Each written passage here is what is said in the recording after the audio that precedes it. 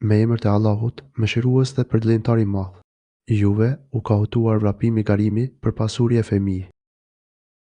Allahu i lartësuar e fillon këtë sure me një çortë drejtuar robërve që angazhohen me mbledhjen e pasurisë dhe të stolive të kësaj dynjaje, në vend që të angazhohen për qëllimin për të cilën janë krijuar. Allahu i lartësuar i krijoi njerëzit dhe gjendët me të vetmin qëllim që të adhurojnë atë një të vetëm, pa i shoqëruar asgjë në këtë adhurim. Ai i krijoi ata që të angazhohen për ta njohur me emrat, cilësitë dhe atributet e tij të shkëlqyera. Allahu i krijoi ata që gjithmonë të kthehen tek ai të penduar, të bindur dhe të nështruar dhe gjithmonë të japin përparësi dashurisë për të kundrejt çdo dashurie tjetër. Allahu i lartësuar thot: ju preokupoj. Nga e vërteta përpjekja për shumim, të stolive në këtë botë derisa shkuat në varr. Kuptimi ju morët me gjërat e tjera, duke u shmangur nga qëllimi i lartë për të cilën Zoti ju krijoi. Këtu nuk përcaktohet se për çfarë shëmimi bëhet fjalë, dhe kështu ai përfshin të gjitha llojet e shëmimit të cilat i sinon robi, si shëmimi i pasurisë, i fëmijëve, i alatëve, i ushtarëve, i shërbëtorëve, i miqësive etj, me të cilët nuk synohet kënaqësia e Allahut të lartësuar dhe sinqeritetit ndaj tij. Ky angazhim i tyre zgjat deri kur të vijë dita që ata të vdesin dhe të shkojnë në varret e tyre. Në këtë çast, atyre do t'u hiqet perda nga syt dhe do të shohin qartë. Por tashmë nuk do të jetë më i mundur kthimi prapa. Vëreni me kujdes.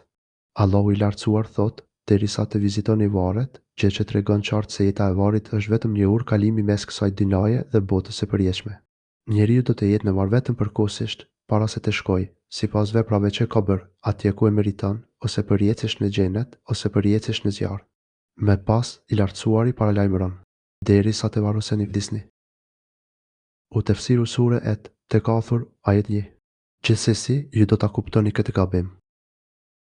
Jo, mos veproni ashtu. Me vonë do ta kuptoni. Të mirët ju, mos veproni ashtu.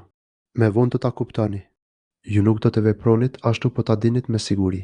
Nëse do të ishit e bindur se çfarë ju pret, nuk do të harroheshit pas shtimit të stolive të kësaj dynjaje, por do të nxitonit pa humbur kohën e kryerin e veprave të mira. Mëjesa e bindjes suaj ju bën të harroheni në rendjen pas kësaj dynjaje. Madje edhe një herë, ju me siguri do ta kuptoni këtë gabim. U tefsiru sure et Tekathur ajet 3. Jo, mashtroheni sikur ta dini ju mirë, nuk do të mburishit me koci. U tefsiru sure et Tekathur ajet 3. Ju do ta shihni skëterën. Keni për ta parë xhenemin. Keni për ta parë me sytë tuaj dhe do të bindeni plotësisht për të. Kuptimi është absolutisht e sigurt që ju do ta përjetoni kiametin dhe do ta shihni zjarrin e ndezur fort, të cilën Allahu i lartësuar e ka përgatitur për qafirët. Ju do ta shihni zjarrin në sytë tuaj dhe atëherë nuk do të keni asnjë dyshim për ndeshkimin që i pret jo besimtarët. I lartësuari thot në një ajet tjetër, keqbërësit do ta shohin zjarrin dhe do të binden se do të hidhen në të dhe se nuk do të gjejnë shpërdalje prej tij. Kehf 53. Madje edhe një herë, me të vërtetë, do ta shihni skëterën konkretisht qartë. U tefsiru sure et Tekathur ajet 6. Pastaj, atë ditë, do t'ju pyesin për kënaqësitë e kësaj bote. Atë ditë do të pyeteni për të mirat.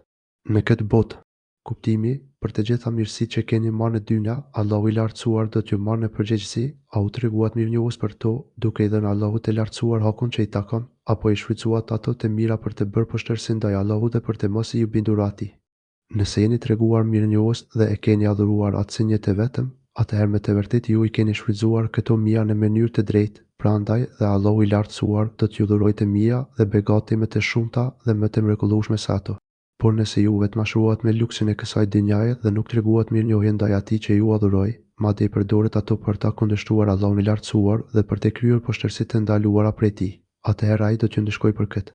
Allahu i lartësuar thot: ditën kur ata që nuk besuan në Zotin do të sillen para zjarrit, do të thuhet: ju i shfrytzuat të gjitha të mirat në jetën tuaj toksore dhe u kënaqët me to. Por sot do të shpabuheni me një dënim poshtrues, për shkak se jeni treguar kryeneshën e tokë pa kurfar të drejtë dhe për shkak se nuk keni respektuar urdhat e Zotit. Akaf 20.